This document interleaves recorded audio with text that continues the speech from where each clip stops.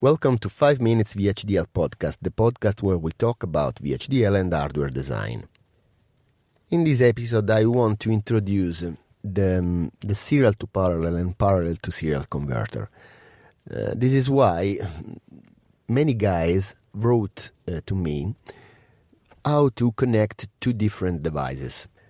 There are a lot of solutions, and depending on what we have to do.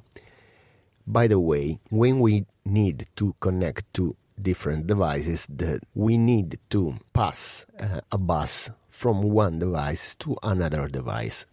Generally, the solution is to provide the bus, the data bus, a strobe signal, valid, and a clock. In this case, we can provide the communication from one FPGA, for instance, and another FPGA. This solution is very expensive in terms of wires. When we need to pass a bus of a lot of bits, for instance, if we need to connect a data bus of 16-bit from one FPGA to another, we need 16-bit plus valid, the strobe, and the clocks, so we need 18 bits. In this case, we have to pay attention to the skew of the bus. What is the skew?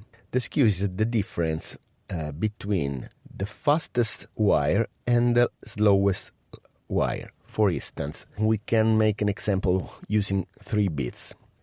The first wire needs 1 nanosecond to go from device 1 to the device 2. The second one needs 2 nanoseconds, and the third one needs 3 nanoseconds. The skew between the slowest and the fastest is 3 minus 1, that is 2 nanoseconds. Now, the skew should be small, but small is not a number, so small respect what? Do you guess something? Okay, the skew have to be small with respect to the clock. Think about it. If we have a clock of 1 MHz, for instance, 1 MHz is 1 microsecond, so 1,000 of nanosecond. So in the previous example, where we have a skew of 2 nanoseconds, in this case, 2 nanoseconds on 1 microsecond, 1,000 of nanosecond clock is not a problem. But if we have a clock of, for instance, 3 nanosecond period, about 300 megahertz, this is a really serious problem because the clock varies in 3 nanoseconds and we have a skew of 2 nanoseconds, so it's impossible to strobe our data correctly. So the skew is a very big problem when we need to connect two devices with a parallel bus. So a solution is to serialize our bus. How we can do this?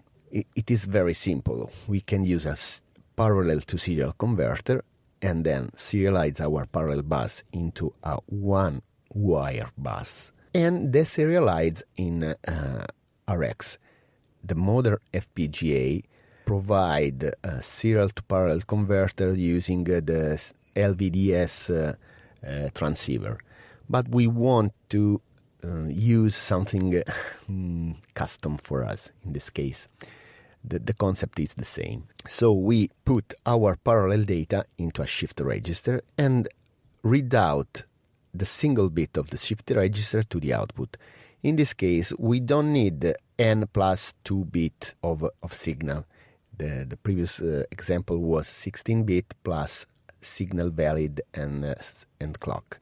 We need, for the previous example, only 3 bits, the serial data, the data strobe, and the clock.